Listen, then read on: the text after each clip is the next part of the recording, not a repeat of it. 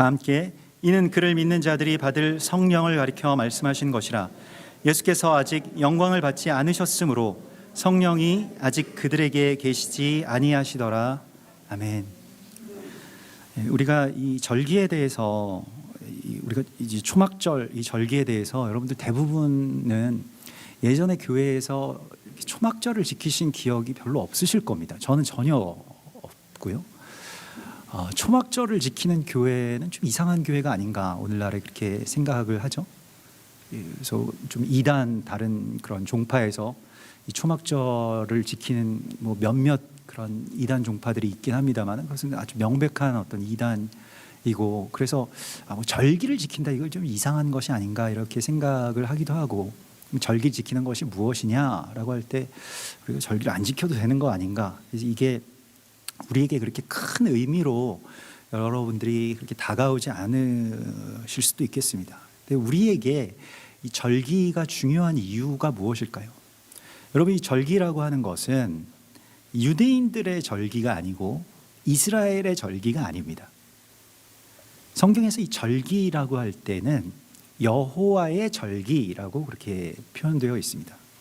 그래서 이 출애굽기 12장 14절에서도 너희는 이 날을 기념하여 여호와의 절기를 삼아 영원한 규례로 삼으라 이렇게 말씀을 하십니다. 이것은 사람과 어떤 특정한 국가나 민족에게 속해 있는 그러한 시간과 날이 아니고 하나님께 속한 날이고 하나님께서 이것을 직접 만드신 것이 절기입니다. 그러니까 사람이 제정한 그런 절기들이 있을 거예요. 무슨 뭐 우리가 뭐 개천절이든 뭐 추석이든 설날이든 이것은 사람이 정한 절기일 겁니다만은, 그러나 하나님께서 정하신 시간을 모에딤이라고 그렇게 이야기를 하고 이것이 절기이고요. 이것은 창조의 시간 가운데 하나님께서 미리 창조해 놓으신 것 가운데 하나입니다. 창세기 1장 14절에 보면 이 하늘의 궁창과 광명체들을 만드셔서 그들에게 어떤 명령, 어떤 임무를 부여하는데 그 해와 달과 또 궁창과 광명체들이 어떤 명령을 받냐면 모든 징조와 절기, 그러니까 절기라고 번역되진 않고 계절이라고 이렇게 번역이 되었는데 사실은 그게 이 모에딤 절기입니다. 그러니까 징조와 절기를 주관하게 했습니다. 그것을 지키게 했다는 것입니다. 그래서 창세기 1장 14절에 보면 그것들로 징조와 계절과 날과 해를 이루게 할 것이다 라고 말씀을 하시면서 그것이 그대로 되었다라고 말씀을 하시죠. 하나님이 이미 창조의 시간 속에 절기를 미리 창조해 놓으시고 그 절기가 정확하게 되었을 때 어떤 일들을 일으키십니다. 그러니까 하나님의 시간표와 이 하나님의 시간표인 절기와 세상의 시간표가 이 맞게끔 되어 있습니다. 왜냐하면 하나님이 절기를 어떤 정한 시간으로 하나님이 정하셨는데 세상에 그런 여러 가지 일어나는 뭐 이것은 하나님의 구속사의 아주 큰 이 우주와 전 세계적인 역사뿐만이 아니라 우리의 삶 속에서도 어떤 일들을 일으키실 때 이 절기와 연결되도록 아주 정확하게 하나님께서 이끌어 주신다는 것입니다. 그것이 절기가 우리의 삶에 정말로 중요한 이유입니다.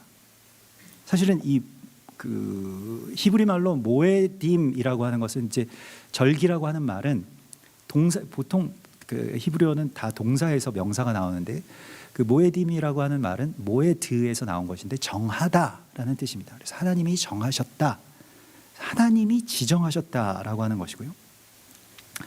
그래서 하나님이 정하신 시간이 있고 그 시간이 되면 어떤 일들이 일어나게 되어 있는, 계획되어 있는 것이 절기입니다. 그럼 얼마나 중요할까요, 이 절기가? 상식적으로 생각해봐도 너무 중요할 것 같지 않습니까? 하나님이 어떤 정하신 시간이 있는데 그 시간이 되면 하나님이 일으키시는 일들이 있어요. 그런 어떤 그 절기의 이 성격과 또 의미와 아주 절묘하게 연결되어서 하나님의 일들이 일어나게 되어 있습니다. 역사상으로 그러한 일들이 아주 정확하게 절기와 연결되어서 일어난 것을 우리가 보게 되는데요. 그 증거들은 성경에서 수도 없이 많이 있습니다. 그래서 모에드라고 하는 하나님이 정하신 시간이기 때문에 중요한 것이고요. 우리가 지금 그레고리력을 따르고 뭐 저 북한 사람들은 무슨 뭐 주체력을 따르고 뭐 그렇게 뭐 일본 사람들은 또 일본의 무슨 새로운 그런 연호를 따르고 뭐 이렇게 됩니다만은 하나님의 시간이 있는 거예요. 하나님의 백성들에게는 하나님의 시간표가 있거든요. 하나님의 달력이 있고 하나님의 절기가 있습니다. 그것을 알고 또 그것을 지키는 것은 우리의 권리이자 또 사명이 되겠습니다. 절기, 이 모에딤이라고 하는 말을 사전적으로 찾아보면 정한 시간과 함께 두 번째 뜻이 약혼하다라고 하는 뜻이 있습니다. 약혼하는 것이죠. 우리가 약혼이라고 하는 것이 얼마나 중요합니까? 여러분들 뭐 어떤 분들은 생략하시는 분들도 있으셨을 겁니다. 저도 뭐 약혼식을 한 기억이 없는데요. 결혼식이 중요하니까 결혼만 하면 되지 않겠는가 뭐 이렇게 생각을 하는데, 막상 약혼식을 한다라고 하는 것은 결혼을 할 사이가 아닌데 약혼식을 할 리는 없겠죠. 반드시 결혼할 사람과 결혼에 거의 근접했다라고 할 때 약혼식을 하지 않겠습니까? 근데 뭐 그냥 아무하고나 오늘 우리 약혼식 할까? 약혼하고 뭐 또 내일 또 그냥 그만두고 이렇게 되지는 않겠죠. 물론 약혼을 하고 좀 잘 안 되는 경우도 있기 때문에 약혼이긴 합니다만은, 그래서 어느 날 반드시 결혼을 할 것이다 라고 하는 서약의 의미가 절기에 있는 것입니다. 예.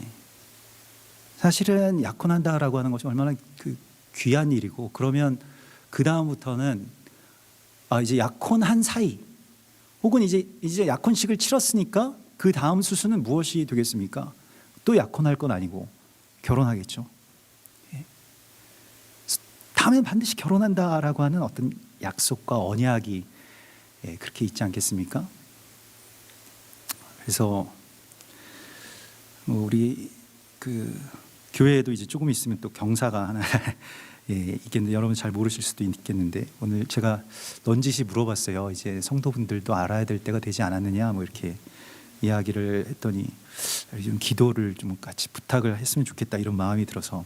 근데 우리 예배팀의 우리 동아 형제가 이제 약혼식을 했나요? 결혼을 이제 하기로 그렇게 해서 뭐 약혼을 했다 뭐 이런 루머가 들려와가지고 제가 이제 물어봤는데 실제로 그렇게 귀한 어떤 경사의 소식이 있더라고요. 그래서 이제 내년 1월 달에 또 이렇게 결혼을 하게 되었는데, 제가 이스라엘 갈 때부터 뭐 가기 전부터 뭐 하여튼 가서도 그렇고 뭐 최근에도 그렇고 계속해서 이렇게 기도하고 거기서 좀 결혼 상대를 만났으면 좋겠다 이렇게 농담 반 진담 반으로 이렇게 얘기를 했는데 정말로 거기서 만났대요. 그래서 이스라엘 사랑해서 또 이스라엘에 같이 이렇게 볼런티어로 왔던 오스트리아 자매와 같이 이제 결혼을 하게 되었다고 합니다. 그래서 이 한 세 사람을 이루는 일이고, 또 우리 초대 영부인 프란체스카 여사도 오스트리아인이었죠. 뭐 유대인인지 아닌지는 뭐 아직 확실하게는 잘 모르겠습니다만, 아무튼 오스트리아, 이스라엘 사랑하는 오스트리아 자매이고요. 또 이스라엘 사랑하는 우리 한국 형제가 이스라엘에서 만나서 또 한 세 사람을 이렇게 이루고 또 함께 또 앞으로도 여러 그런 사역들을 해 나갈 건데, 뭐 일단은 오스트리아로 이렇게 떠나겠다고 갑자기 그렇게 얘기를 해서 기도의 응답이고 참 너무 감사한 일이다 이렇게 생각을 했는데, 앞으로 여러분들도 좀 기도를 해주시길 바랍니다. 이런 혼사에서도 또 한 세 사람이 이루어지는 그런 일들이기 때문에 좀 같이 여러분들이 다 이렇게 기도해 주시고, 또 뭐 이게 뭐 단순한 어떤 결혼을 넘어서서 또 한 세 사람의 이야기들이 이렇게 시작될 수 있게 해달라고 우리가 이렇게 기도해야 되겠죠.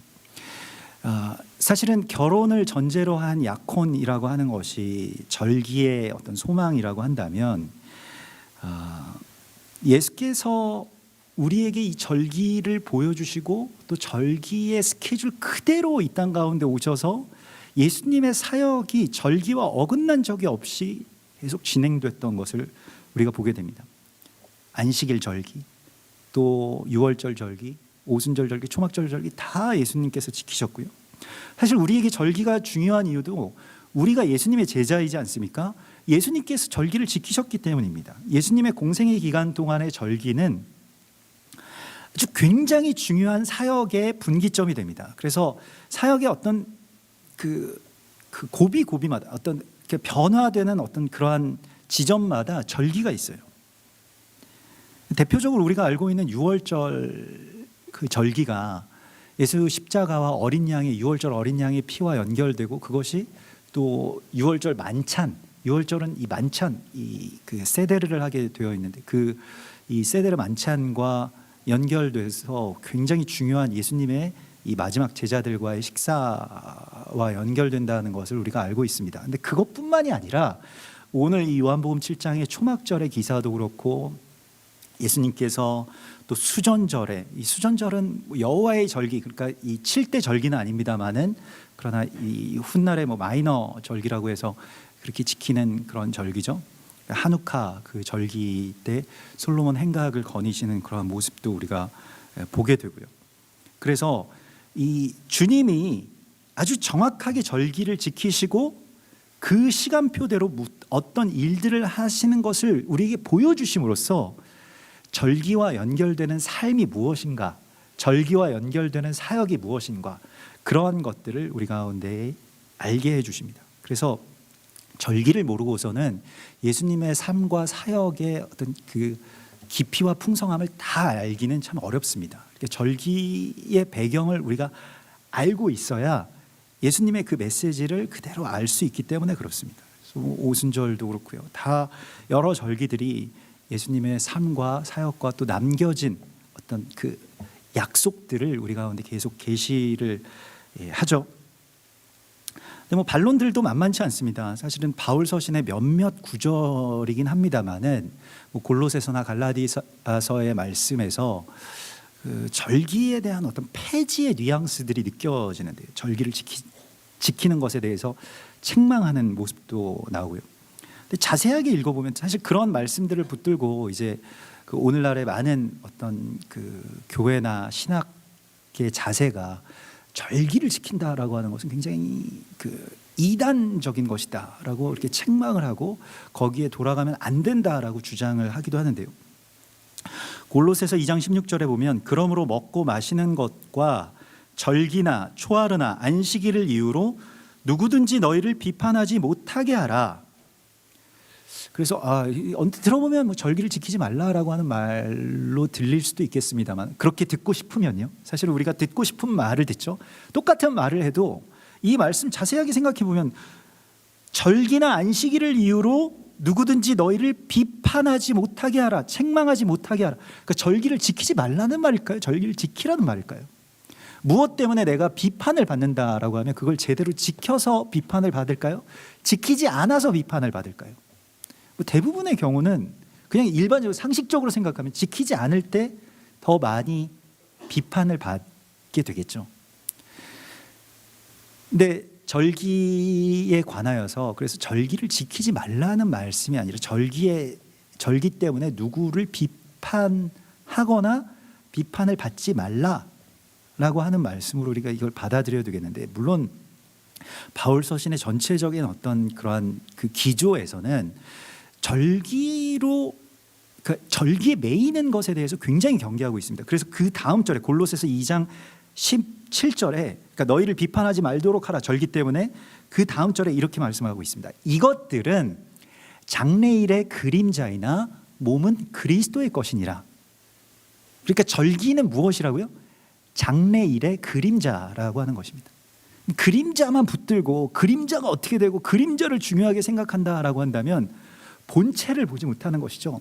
그러니까 우리가 절기를 제대로 지키기 위해서는 예수아를 알지 못하고서는, 그 본체를 알지 못하고서는 절기를 제대로 지킬 수가 없습니다.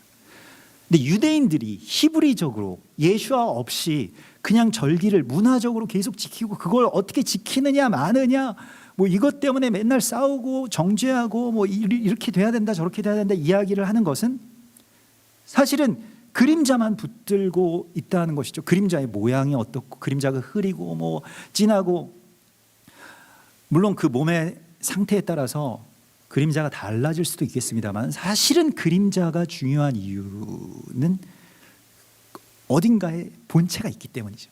우리가 알아야 될 것은 몸이 그리스도의 것이냐, 그러니까 본체, 그것을 빼고는 절기를 이해할 수가 없다는 것입니다. 다만 유대인들은 아직 눈이 가려져 있기 때문에 절기 가운데 있는 이 수많은 복음들을 아직 볼 수가 없습니다. 그래서 유대인들은 절기를 철저하게 지키는 것이 맞을 겁니다.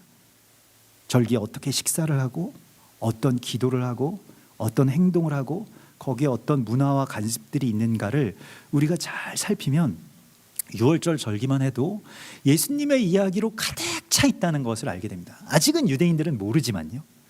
그래서 그냥 뭐 유대인들이 맞자, 그러니까 그 무교병을 먹을 때도 그냥 먹는 게 아니라 무교병을 이렇게 세 겹으로 해서 이렇게 뚝 부러뜨리고 그 가운데 있는 것은 또 이 아피코만이라고 해서 어딘가에 또 감춰둡니다. 어디 보자기에 싸가지고 감춰두었다가 아이들이 찾아내고, 이러면서 그 예수와의 몸, 또 예수와의 죽음, 그렇게 그런 강보에 쌓여서 무덤에 들어가셨다가 다시 나오게 되는 그러한 부활의 소망까지도 그러한 문화나 전통 안에 많이 숨겨져 있는 것을 보게 됩니다. 나중에 이제 유대인들이 예수를 믿게 되면, 뭐 오늘날의 그런 그 여린 싹과 같은 메시아닉 유대인들이 있죠. 유대인들이 절기에 대해서 이제 간혹 그 절기 때 이제 뭐 그런 티칭을 하기 위해서 한국에 오시거나 또 우리가 가서 배우거나 하면 정말 이제 다 알게 되는 것이죠. 정말 깊어지는 것이죠. 우리가 이때까지 이렇게 절기를 지켰는데 이게 예수님에 관한 말이었구나, 예수님께서 성취하신 일이구나, 또 우리가 성취해야 될 이야기들이구나 라고 하는 것을 알게 되는 것입니다. 그런데 과거에 절기가, 과거에 뭐 출애굽과 또 이 6월절에 그 절기가 지나간 게 아니고, 그것이 또한 우리의 삶 속에서 그 절기 속에 어떤 그와 비슷한 일들이 일어나고 이루어진다라고 하는 데에 중요성이 있습니다. 그러니까 절기라고 하는 하나님의 시간이 이제 톱니바퀴처럼, 뭐 이 시계를 생각하면 시계에 여러 어떤 톱니바퀴들이 있을 겁니다. 태엽이 막 돌아가면서 톱니바퀴들이 돌아가는데, 그게 맞물려서 하나님의 시간의 톱니바퀴와 우리의 삶의 톱니바퀴가 이렇게 절묘하게 딱 맞아 들어가는 바로 그 시간, 그것을 이제 절기라고 할 수가 있겠습니다. 하나님은 절기 때 움직이십니다. 예수와께서 절기 때 이 땅 가운데 오셨고요. 예수님께서 태어나신 그 시기가 뭐 크리스마스 이런 절기라고 그렇게 알려져 있습니다. 좀 그 얼마 후에도 크리스마스가 이제 다가오기 때문에. 근데 사실 절기라고 하는 것이 예수와의 그림자이고 또 예수와가 거기에 실체이긴 합니다만은, 절기를 폐하려고 하는 것은 적그리스도가 이때까지 굉장히 많이 공을 들여왔던 일입니다. 왜 그럴까요? 쉽게 생각해도 절기가 없으면 사람들이 아무리 하나님 잘 믿어도 실제의 역사 가운데서 하나님의 역사와 또 하나님의 일들을 성도들이 준비할 수 없기 때문에 아예 그 절기를 폐하자고 하는 것이었죠. 이 많은 것들이 교회의 어떤 배교라든가 타협이라든가 이러한 것들이 콘스탄티누스 시대에 이루어졌는데, 그 전까지는 교회가 굉장히 많은 핍박을 받았죠. 그래서 순교자들의 피를 뿌렸고요. 그런데 콘스탄티누스가 굉장히 그 사람 다신교인이었는데 모든 신들을 그냥 다 좋은 거예요. 그러니까 그 중에 좀 그래도 세 보이는 신이 있는데, 하나님이라고 하는 신, 또 예수님이라고 하는 신을 그냥 이 다신교의 일환으로 받아들여 주겠다. 그러면서 어떻게 이야기를 했냐면 국교화를 시켜줍니다. 그래서 갑자기 교회를 핍박하던 로마가 교회와 이 기독교를 국교로 인정을 하죠. 그래서 교회의 많은 부와 또 교회의 이 지도자들, 전에는 피 흘리고 맨날 핍박받고 도망다녔던 지도자들이 높은 자리로 막 올라가게 되고요. 그러면서 많은 것들이 변질되는데, 그 중에서 콘스탄티누스가 그런 것들을 다 해주면서 뭘 하나를 요구했냐면 교회에게 절기를 지키지 말라라고 하는 것을 요구했습니다. 그래서 절기를 지키면 그냥 지키지 않았으면 좋겠다. 이건 뭐 좀 성경적이지 않아서 뭐 그런 이유가 아니라 그냥 지키지 말고 뭐 별로 이유도 없었어요. 지키지 말고 지키면 다 죽인다 이렇게 이야기를 했습니다. 그러니까 핍박을 그치는 대신 절기를 지키지 마라 이렇게 요구를 했다는 것입니다. 콘스탄티누스는 뭐 단언컨대 적그리스도의 상징이라고 할 수가 있겠습니다. 적그리스도가 세대마다 이렇게 일어나게 되는데 교회의 타락과 깊은 관계가 있고요. 배교와 타협의 어떤 상징적인 인물이 콘스탄티누스죠.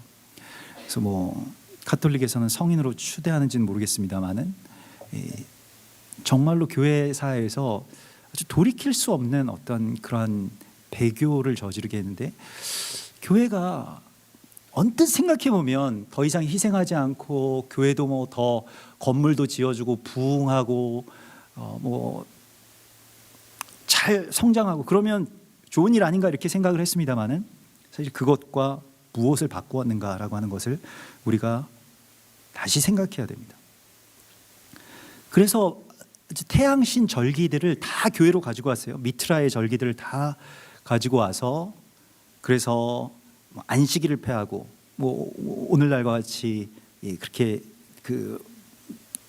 뭐 크리스마스를 지키게 하고 이게 미트라의 어떤 탄신일과 연결되는 그런 날이 되죠. 크리스마스가요. 그리고 부활절은 무슨 그 다산의 뭐 어떤 여신의 그런 기념일을 또 부활절과 연결시키면서 시간을 교묘하게 이렇게 바꾸어 버립니다. 절기의 시간을 자기들의 시간으로 바꾸어 버리죠. 이걸 다시 되찾아내는 것이 우리에게 있어서 사명입니다. 다만 유대적으로 절기를 지킨다라고 하는 것은 우리에게는 해당이 되진 않을 겁니다. 그러니까 우리는 복음적으로 절기를 접근해야 되겠죠. 절기를 지킨다라고 할 때 절기가 되었으니까 그냥 아주 기계적으로 절기에 무슨 기도문을 읽고 뭘 먹어야 되고 이런 것이 아니라 절기 때 예수님께서 이 절기를 통해서 우리 가운데 보여주신 것이 무엇인가, 또 우리의 삶에서 요구하시는 것이 무엇인가, 이 복음적으로 절기를 그렇게 열어가고 지키는 것이 우리에게 너무나도 중요합니다. 그래서 우리가 모든 절기의 시작이자 끝이라고 할 수 있는 이 초막절, 그러니까 여호와의 절기가 7대 절기라고 이렇게 이야기를 하는데요. 유월절, 무교절, 또 초실절, 그렇게 봄절기가 있고 또 그 중간에 오순절이 있고 이 가을절기, 그러니까 나팔절과 대속제일과 초막절이 있는데 이 7번째의 절기이기 때문에 우리가 7이라고 하는 것은 성취와 연결이 되어 있습니다. 그리고 또한 시작의 지점이 되겠죠. 그래서 초막절은 모든 시간의 시작점이자 끝점이 됩니다. 쉽게 이야기하자면 야구 경기를, 야구도 좀 여러분 룰을 모르시는 분들도 많으실 텐데 아무튼 야구 경기를 생각하시면 되겠습니다. 그래서 홈에서 시작하죠. 그리고 다시 홈으로 들어오는 경기가 야구 경기인데 절기가 꼭 그렇습니다. 그래서 자기 집에서 시작해서 어떻게든 야구를 잘 하려면, 야구에서 승리하기 위해서는 나가야 됩니다. 출애굽이 있어야 되고요. 그래서 출애굽을 해서 거기에서 또 멀리 돌아서 이제 오죠. 2루를 거쳐서 아마 한 오순절, 중간이니까 오순절 정도 되겠네요. 2루가 3루는 이제 가을절기, 나팔절, 뭐 대속죄일 이렇게 돼서 이제 거의 다 왔다, 이러한 순간인데 집에서 그렇게 애를 써서 나갔는데 다시 이제 집으로 돌아오는 이야기예요. 그러면 1점이 되는 것이 야구 경기인데 절기도 마찬가지입니다. 집에서 어떻게든 내가 전에 나의 집으로 삼았던, 나를 둘러싸고 있던 그 집에서 빠져나와서 나가는 것이죠. 나갔는데 그냥 나가서 그만이 아니라 다시 이제 성령을 받고 다시 자기의 집, 자기의 초막으로 돌아오게 되는 바로 그 이야기죠. 그래서 시작이 되고 또 끝이 되는 이야기가 되겠습니다. 야곱의 이야기가 숫꽃이라고 하는 이 야곱 장막의 사람이었고, 야곱이 가나안 땅으로 드디어 들어와서 숫꽃, 곧 우릿간을 세웠더라라고 할 때 거기서 숫꽃에서 나온 말이 초막절입니다. 그래서 초막절을 히브리어로 수콧이라고 부르는데 초막이라고 하는 뜻이고 덮어주신다라고 하는 뜻이고요. 야곱이 원했던 것은 무엇일까요? 고향 땅에 들어와서 가족들과 더 이상 고통 없이 싸우지 않고 전에 원수되었던 형님과 화해하고 그렇게 살았으면 좋겠다. 좀 평범한 어떤 꿈이었는데요. 다른 거 다 필요 없고 그 초막에서 그렇게 살았으면 좋겠다. 그래서 초막을 지었을 때 그가 그곳을 수콧, 주의 장막이라고 이렇게 짓게 되었고요. 또 다른 말로 우릿간이라고 지었다라고 합니다. 근데 저는 번역을 왜 우릿간으로 했을까? 사실은 그걸 이제 수카라고 하는데요. 유대인들이 초막절이 되면 이런 그 간이 오두막을 지어놓고 거기를 수카라고 부릅니다. 그래서 글로 들어가는데 그 이름이 우릿간이라고 합니다. 신약에서는 우릿간이라고 하는 말, 우리가 조금 그걸 같은 말로 했으면 딱 와닿았을 텐데 복음적으로요. 마국간이죠. 마국간 하면 우리가 생각나는 것은 베들레헴 예수와께서 오신 바로 그 아주 낮고 낮은 처소이죠. 그래서 마국간과 우릿간이 또 연결이 됩니다. 그러니까 초막절이라고 하는 예수와의 시작과도 연결이 되죠. 예수와께서 이 땅 가운데 오신 그 시간적인 배경이 초막절과 아주 깊은 관계가 있습니다. 그래서 이 미트라의 절기 안에서는 크리스마스가 그런 그 절기라고 이렇게 이야기를 하고 교회가 오랫동안 지켜온 전통이기 때문에 이걸 지켜야 되는지 안 지켜야 되는지 잘 우리가 판단이 잘 서지를 않습니다만은 그냥 크리스마스는 가족들과 같이 잘 지내시고 그렇게 하시면 좋죠.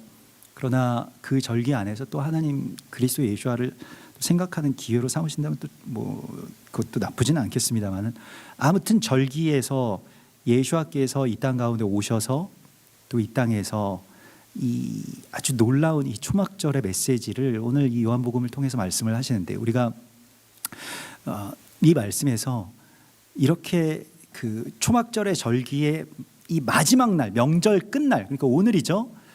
예루살렘 성전에서 드리는 가장 큰 제사가 있습니다. 그게 무엇이냐면 관제의 제사를 드리게 되고요. 실로암 샘에서 떠온 물을 가지고 옵니다. 그게 이 어린 제사장이 가져오게 되어 있어요. 어린 그 제사장의 아들 중에 하나가 가지고 와서 그 제사장에게 넘겨주면 제사장이 그것을 받아 가지고 이 제단 위에 이렇게 붓게 됩니다. 그 이야기, 그러한 제사가 펼쳐질 때 지금 예수님께서 그 건너편에서 아주 큰 소리로 외치시기 시작한 겁니다. 누구든지 나를 믿는 자는 성경의 이름과 같이 생수의 강이 흘러나오리라. 그러면서 누구든지 목마른 자는 내게로 와서 마셔라. 사실은 이 관제의 의미가 우리 가뭄이 들지 않게 해주십시오. 우리 목마르지 않게 해주십시오라고 하는 그런 간구가 들어있는 것이거든요. 일종의 우리로 치면 이제 기우제와 비슷한 것이 관제가 되겠는데 그런데 목마른 자가 있으면 나에게 와서 마시라고 말씀하시면서 초막절의 그 생명생수를 우리가 주님께로 가서 마시게 되는 것이고요. 그래서 그 실로암에서 그 물을 우리가 뜨게 되는 것이죠. 그리고 어떻게 합니까? 그냥 거기서 그치고 우리가 그냥 물을 벌컥벌컥 마시고 그냥 그치는 것이 아니라 그 물을 가지고 와서 제단에서 흘러가게 하는 것이죠. 그 물이 그래서 주님께서 이렇게 말씀하십니다. 누구든지 나를 믿는 자는 그 배에서 생수의 강이 흘러 넘치리라. 배라고 하는 것은 우리도 굉장히 우리를 곤혹스럽게 하는 것입니다. 뒤돌아서면 배고프고 계속 먹어도 또 먹을 게 있고 고기를 그렇게 많이 먹었는데 밥을 먹을 배가 또 남아 있고 밥을 그렇게 많이 먹었는데 또 디저트 배가 또 갑자기 여기서 또 등장을 하죠. 배라고 하는 것이 정말 욕망의 블랙홀 같이 계속 다오다오 하는 것이 이제 우리의 배인데 그 욕망의 어떤 근원점입니다. 배가. 그런데 그 배가 변하는 거예요. 제단으로. 그래서 배에서 생수의 강이 흘러나옵니다.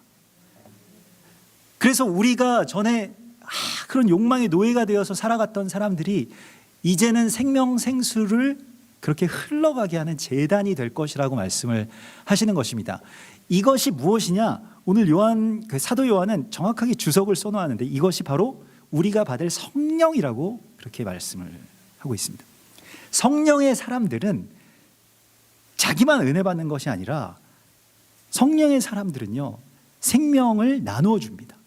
그러니까 이것이 에스겔의 환상과 같이 에스겔이 나중에 보았을 때 그 새 예루살렘의 회복을 보았는데 새 예루살렘 보니까 생수의 강이 거기서 막 흘러나오는 거예요.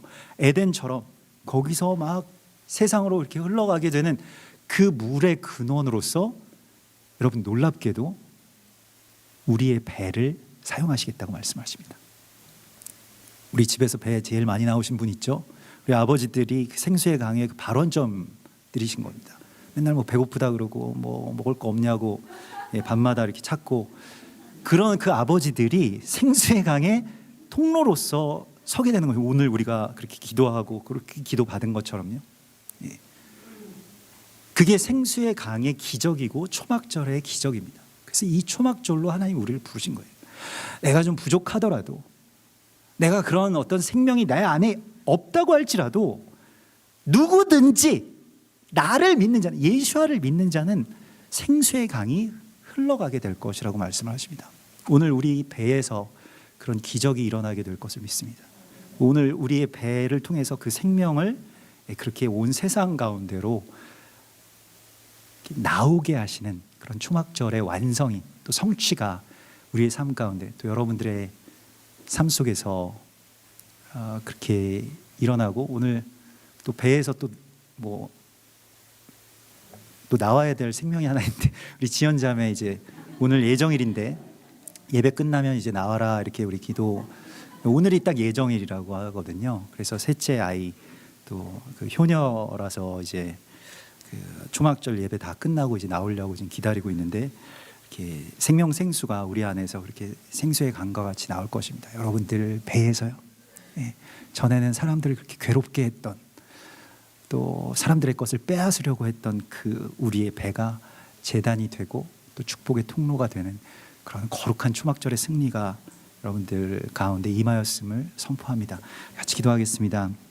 하나님 감사합니다. 우리 정말로 주님의 시간을 우리 가운데 열어주셔서 주님의 절기와 또 우리의 삶이 맞물리게 하시고 그리스도 예수께서 약속하신 대로 주님의 정혼의 이야기가 이제 결혼의 성취로 그렇게 이 땅 가운데 완성될 것을 믿습니다. 주님의 처음 오심과 또 다시 오심의 약속이 초막절 가운데에 있을 것인데 주님 우리가 주의 초막절 속에서 거룩하신 그리스도 예수와의 삶을 우리의 삶에 새기게 하시고 주께서 그러하셨던 것처럼 우리의 배에서도 생수의 강이 흘러가게 하여 주시옵소서. 그것을 위해서 세워주신 우리 각 가정의 또 축복의 통로들인 아버지들과 어머니들을 주님의 이름으로 축복합니다. 또 이 땅 가운데서 정말로 주님의 사랑과 또 은혜와 생명의 통로가 될 수 있도록 우리의 어른들을 주님께서 지켜주시옵소서. 또 마음과 생각을 주님께서 만져주시옵소서. 그 배를 주님께서 주관하여 주셔서 이제는 생수의 강의 축복의 발원점으로 그렇게 서게 하여 주시옵소서. 거룩하신 예수와 메시아 이름으로 감사하며 기도드리옵나이다. 아멘. 우리 서로를 축복하면서 하나님께서 당신을 통해 메마른 땅에 샘물 나게 하시기를 우리 오늘 축복할 분들 우리 옆에 계신 분들 또 우리 결혼하게 될 동아 형제 또 출산하게 되는 지연 자매님 또 여러 지체들이 있습니다. 또 우리 여러 자녀분들이 있고요. 같이 축복하면서 말씀 새기면서 초막절의 성취가 당신에게 이루어지기를 원합니다. 우리 이렇게 고백하는 마음으로 축복하십시다. 하나님께서 우리 준비해 오신 예물을 하나님께 드리겠습니다. 신을 통해 메마른 땅에 샘물 나게 하시기를 가난한 영혼 목마른 영혼 당신을 통해 그 사랑 알기 우리 옆에 분들 눈을 좀 바라보면서 하나님께서 당신을 통해 메마른 땅에 샘물 나게 하시기를 가난한 영혼 목마른 영혼 당신을 통해 그 사랑을 다시 한번 손을 잡고 같이 기도했으면 좋겠습니다. 쑥스러워서 옆에 분들 쳐다보지 못하시는 분들도 있으신데요. 그 마음을 저도 잘 이해합니다. 그래서 우리 옆에 분들 위해서 같이 기도하고 또 우리 동역자들 또 하나 되게 하신 주님의 가정 위해서 시간 다시 한번 마지막으로 우리 축복하면서 기도하고 우리 가정에서 또 우리 이 공동체에서 우리 교회에서 우리 재단에서 생수의 강이 흘러나오게 해주십시오. 우리 같이 기도하십시다. 주여 감사합니다. 할렐루야. 주님 사랑하시는 주님의 귀한 주님의 처소 삼으심 성령께서 처소 삼으심 성령께서 거처 삼으신 주의 거룩한 지체들 위해 주의 생기를 주의 생명 생수를 허락하셔서 주여 이제는 우리의 목마름이 해갈될 뿐만이 아니라 우리에게서부터 그 생기가 흘러나가는 귀한 주의 역사와 은총을 허락하여 주시옵소서. 주님 찬송합니다.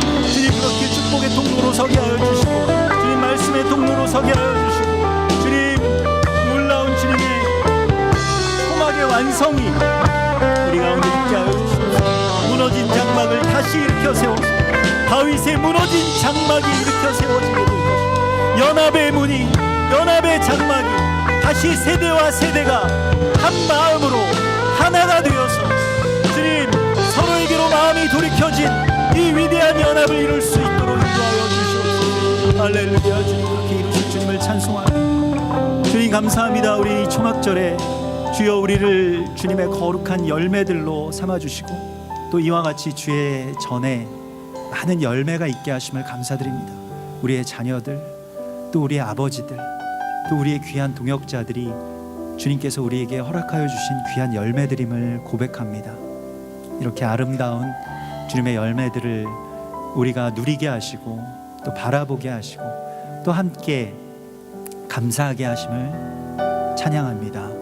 주님 이제 우리가 함께 주의 장막을 세워나가고 또 다윗의 무너진 장막을 서로 함께 일으킬 수 있도록 인도하여 주시옵소서. 귀한 연합의 기름 부으심을 허락하여 주시고 아버지의 축복이 자녀들에게로 흘러들어가는 또 자녀들의 마음을 아버지들이 알게 되는 그런 귀한 은혜가 우리의 재단의 샘에서 넘쳐 흐르게 하여 주시옵소서.